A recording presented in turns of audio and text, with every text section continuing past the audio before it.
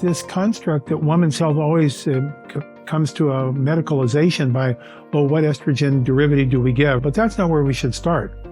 We should start with giving her the best chance with her diet to do the work naturally. And that will a lot of times be all that she needs. And yes, that has been shown in studies. Welcome to the Good Clean Nutrition Podcast. I'm your host, Ginger Hultin. I'm an integrative practicing registered dietitian nutritionist. Today, I have the pleasure of talking with Dr. Jeffrey Bland. Dr. Bland is the founder of the functional medicine movement, a way of practicing that's incredibly important to me and my nutrition practice. He's also the founder and president of the Personalized Lifestyle Medicine Institute and the president of Big Bold Health. If you missed the first conversation I had with Dr. Bland, you'll want to go back and take a listen. We took a deep dive into functional medicine, what it is, and why it's important for your health. Today, we'll start with a look at functional medicine and women's health, as well as sleep, nutrition, and we'll take a look into how all of this relates to your immune system. Dr. Bland, a special interest of mine right now in nutrition is talking about perimenopause and menopause from a functional medicine and integrative standpoint. And I do believe that women's health has been underfunded, misunderstood, mocked, and I really feel like it's having a day. How do you see women's health from a functional medicine perspective? Women's health means not just physical health, emotional health, health related to their security in our population, their autonomy in our population, their voice in our population, their unique contribution, not just in having children, but the way they see the world and how they manage conflict. There's just so many expectations that are laid on top of women that from my perspective, are somewhat unrealistic because we don't ask the same thing for men. I have had the privilege of meeting some really extraordinarily important women in medicine and in science. Bernadette Healy being one of those, unfortunately now deceased, but was the first NIH commissioner, female, really advancing for the first time that we ought to be doing studies in women, clinical studies.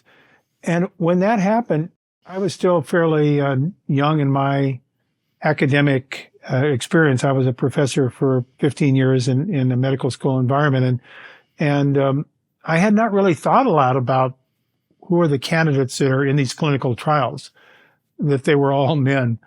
And then I found that even the animal labs that we would buy our animals from were only selling male animals. Even the animal models that we build the studies from, that the drugs are developed, come from male animals, rodents. And so I thought, wow, there's something very peculiar here about this unicentric perspective. But over particularly the last 20 years, and maybe even more recent in the last decade, we started to recognize through the advocacy of very strong, forward-looking women leadership in science and medicine that we need to start addressing the full, complete human species. But I'm very excited to see that we are witnessing a revolution on many levels right now about women's health, women's social health, psychological health, mental health, physical health, metabolic health. All of that is really being seriously evaluated. This conversation isn't just about balancing hormones. Women's wellness is so much more complex than that. And it just needs to be highlighted more, I feel. We've finally started to take seriously in the medical world the concept of social determinants of disease. When I grew up and went to school, you had sociology, cultural anthropology. They were over in one part of the university, and that was considered as soft science. That was just social stuff. Then over here was the real sciences, and the hard stuff, the molecules and all that stuff. And in between, maybe it was psychology. So there was this differentiation and hierarchy in knowledge. And we have started to recognize that was a differentiation that was made by some form of bigotry. It was certainly not real differentiation as it relates to the body of knowledge. That now we recognize that our social environment has impact upon the way that our genes are expressed through these epigenetic marks that are placed on genes that is just as real and just as molecularly definable as if we gave a vitamin or we took a drug or we had a surgery. These are really hardwired to our function in ways that we previously minimized or marginalized.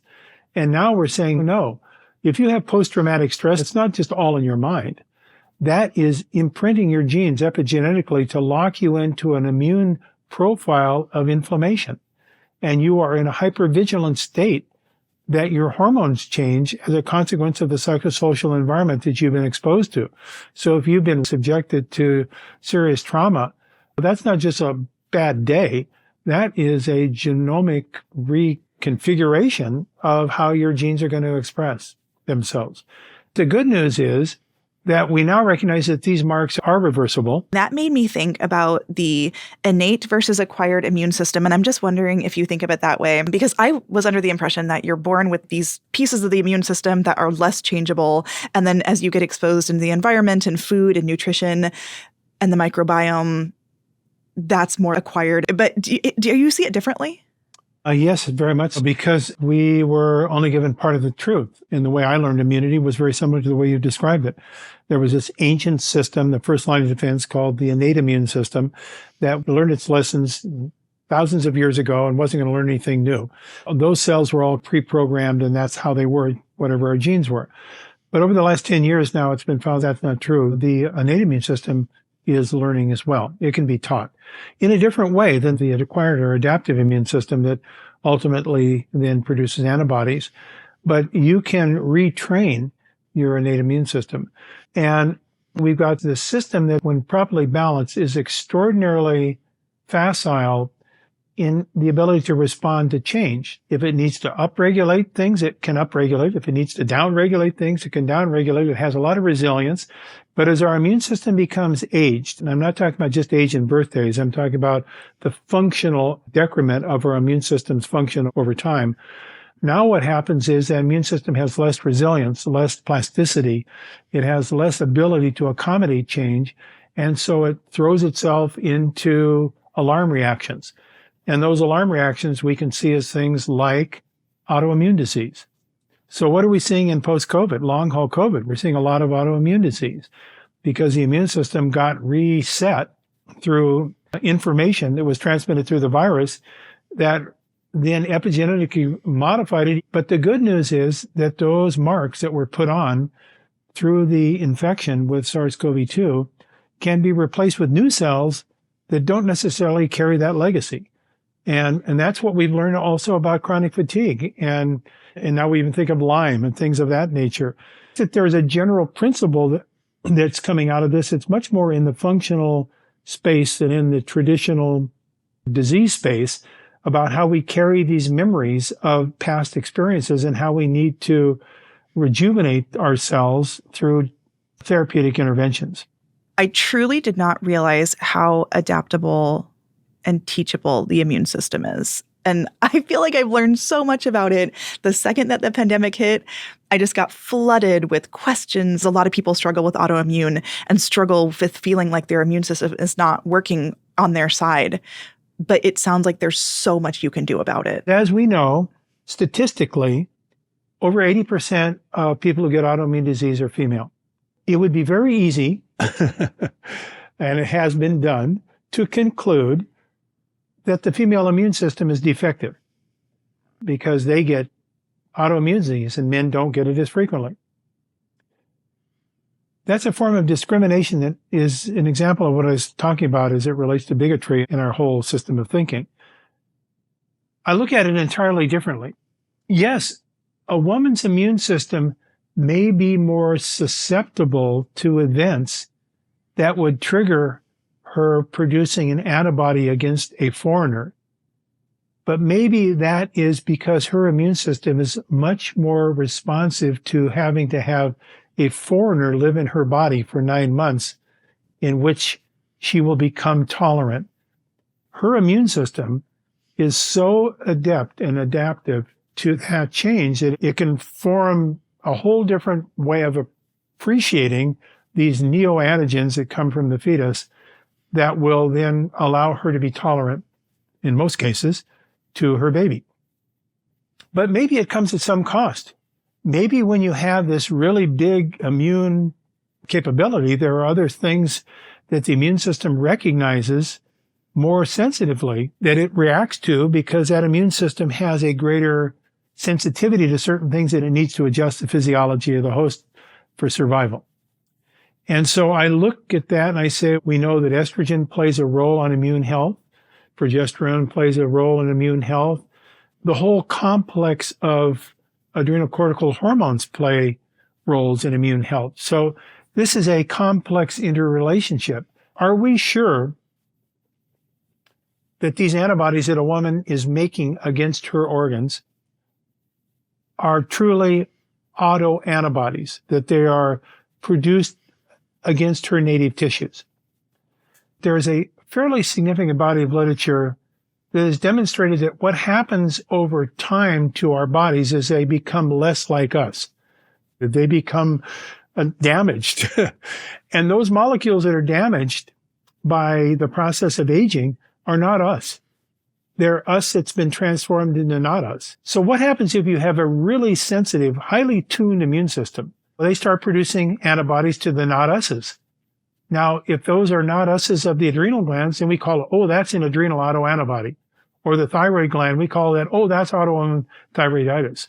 That tissue then, because we have a very sensitive immune system for that woman, says, well, you're not supposed to be here. I'm going to have to produce an antibody to you, not us. So this whole construct of autoimmunity is misfocused based on what we're learning about immune systems and the genetics of immune systems. I don't want to discount that you could have inborn production of autoantibodies. But I want to also recognize that the recent evidence would suggest that maybe why we're seeing so much more SLE and seeing so much more RA and thyroiditis is because those are not just native autoantibodies. They are antibodies being produced against foreign tissue because of the exposure that we've had to stuff that makes us not us. Chemicals, sugar. Sugar binds to proteins to form glycation linkages. That's what we measure with A1C. And that's not us. That's a foreign tissue that our body could recognize. That's why people with diabetes have immune problems, because their immune system recognizes the foreigners in their body because of the high sugar levels. Orgain has an ongoing commitment to planetary health. This includes sourcing high-quality planet-friendly ingredients whenever possible, with many products being USDA certified organic. Orgain is B Corp certified. Certified B corporations meet the highest standards of positive impact on society and the environment. This reflects Orgain's ongoing efforts to be a force for good in the world when providing clean, accessible nutrition for all. To learn more about Orgain's ongoing efforts to expand access to clean nutrition and implement sustainable practices, visit Orgain.com. For someone listening that's like, okay, what do I do though? Where do you start when it's this complex? We want to lower the load of things on the body that can make us not us. And ultra-processed foods. Ultra-processed foods make us not us. Food is information. It's not just calories. Food is information for our genes. And if we're sending our genes information of hostility, alarm, it is producing then oxidative stress. Oxidative stress is the body's reaction through the immune system to what it perceives to be a foreigner that it has to do battle against. And in so doing, it produces innocent bystander injury to the tissues that we're made of that make them not us, which the immune system then reacts to. And the glucose in itself is not dangerous unless it's delivered in pharmacological amounts, which eating ultra-processed foods will do. We want to stay away from ultra-processed foods that are fat and sugar, no fiber, and a lot of salt. That's bad. That's a good place to start. Standard American diet, ultra. Yes. If you'll commit to just giving up high sugar foods for a month, doesn't mean all sugars, doesn't mean give all fruits up, but probably give up fruit juice, because that's a concentrated form of fruit sugar, and give up added sugar-rich foods, which may be hidden sugars. So be a label reader. If that sugar comes up in the first couple of things in the ingredients, that's a no. And then cut out confectionery and soft drinks and give it a whirl for a month. Just that's all. And then let's see what you look like in a month. People that will do that will say, I feel remarkably better. I'm sleeping better and my energy level is better and I don't get headaches as often and my bowels are working better. So that's a good start. Okay, now let's add the rainbow diet. We're talking here about foods that naturally contain pigments that color the foods into different colors of the rainbow. Those things are phytochemicals that are in fruits and vegetables. We used to say they were antioxidants, but they're actually much more than antioxidants. They're epigenetic modifiers. They modulate how the genes in our various cells express themselves. So you eat portion sizes each day of orange, red, green, yellow, blue vegetables and fruits. What about tomato sauce? Yeah, that's good, as long as it's not got a lot of sugar in it. So you would say you can have steamed vegetables. You could have various types of legumes that are rich in phytochemicals, beans. There are many ways of getting the rainbow components into one's diet that will get you up into the 1,500 milligram per day level or above. Tartary buckwheat is a specific cultivar of buckwheat that has a unique genotype that produces the highest level of these immune active phytochemicals of any food I know. So it's like a medicinal food. And we think about food as medicine. I really appreciate your emphasis on adding things in, from the whole grains with the buckwheat to the fruits and veggies, and eat the rainbow, not Skittles, the colorful fruits and veggies. That's an important differentiation. That is such a great focus. Fruits and veggies and buckwheat and whole grains and beans, they all have carbohydrates, and we need that, especially for fiber for the gut microbiome. But the added sugars are the ones that cause the glycolation and some of the problems with the immune system and other health issues like you're talking about. You mentioned something that I've been thinking about recently, and that is often when we're doing counseling about diet, it's all about the things you could give up. So it's a very negative messaging. People are more positive about things you should do than the things you shouldn't do. We are giving alternatives that actually are really fun. They are diversity. They have different flavors. They have different textures. They have multiple ways they can be prepared into different savory or different dishes. Whenever we talk women's health, often it just goes quickly into hormones. Right. So let's just talk for a second about hormones. The traditional woman's hormones, her cycling, her menstrual cycle, or if she's menopausal, in the regulation of her extra ovarian hormones. When a woman goes through menopause, she, quote, loses her estrogen. But it's really important to say she loses her ovarian estrogen, but she still has 50% or more of the estrogen that her body was making from extra ovarian sources.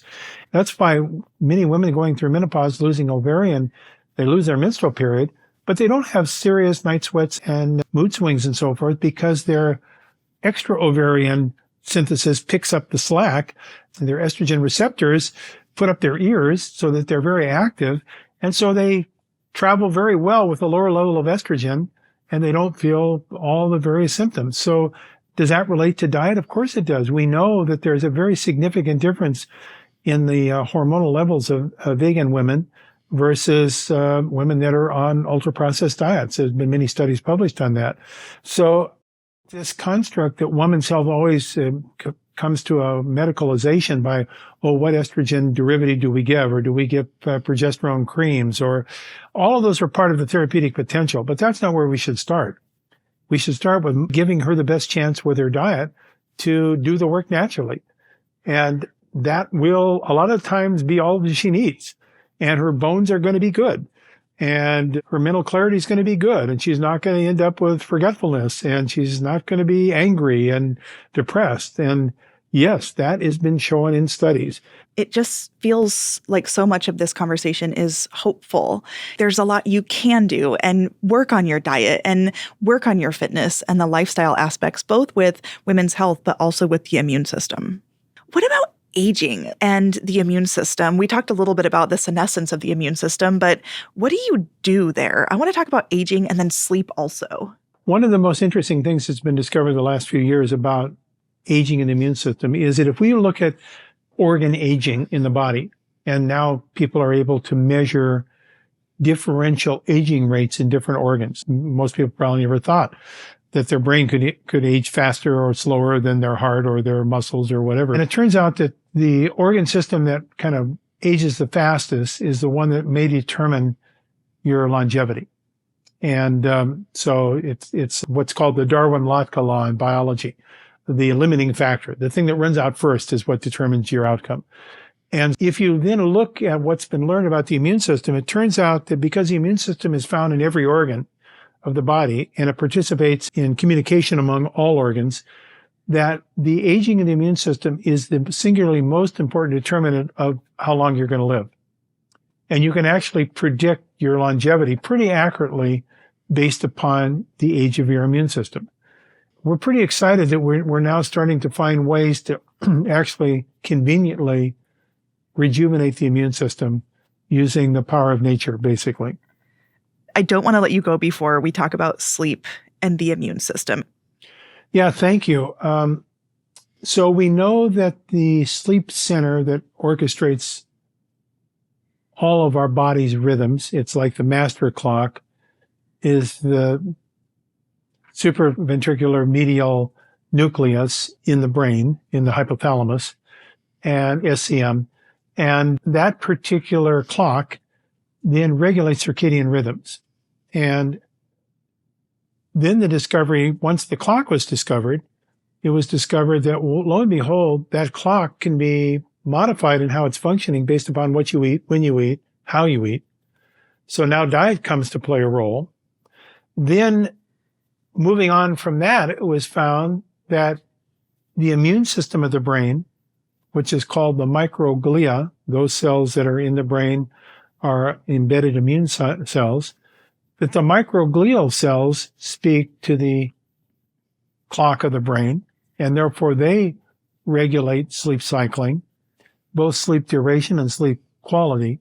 So now we start to recognize that this concept of chronic neuroinflammation, which is where the glial cells of the brain that have felt that there's foreigners on board in the body send signals to the sleep centers that then causes our sleep to be altered both in duration and in quality. Now, for most of us, what I just said in a bunch of geekism in science, we know from practical experience. We know if we eat too late at night or if we eat too much.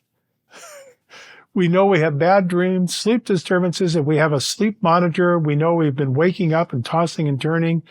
And so our experience in life tells us that must be true. We may not have known the mechanism. And so we know that eating a peaceful diet produces peaceful sleep. And we know that a diet that has immune modulating substances puts at rest our brain's immune system and lowers inflammation and improves our sleep. Now, I'm a biometric geek. I've probably owned or worn every biometric piece of equipment, and I've tracked my all sorts of stuff for over 25 years. Like I have an Oura Ring. I've got an Apple Watch. Those are simple ones that I use. But it's interesting in my own life to see what happens when I get off my rhythm to my sleep patterns, both sleep quality and sleep duration. We're the first generation of humans that have had access to monitor our body 24/7, 365. And knowledge is power. There's all sorts of things we learn about how we modulate stress, how we modulate toxins, how we modulate relationships that come through these things that we can measure. It's been a complete honor to talk to you today. Our show is sponsored by Orgain and produced in collaboration with Large Media. That's LARJ Media. Thanks for listening to this episode of the Good Clean Nutrition Podcast. To stay up to date on the latest podcast episodes, be sure to follow. If you like this podcast, I'd love for you to let me know. You can rate and review this show on Spotify and Apple Podcasts, or you can give us a thumbs up on YouTube if you're watching right now. I'm Ginger Hultin. You can find me online at gingerhultin.com. Thanks so much for listening.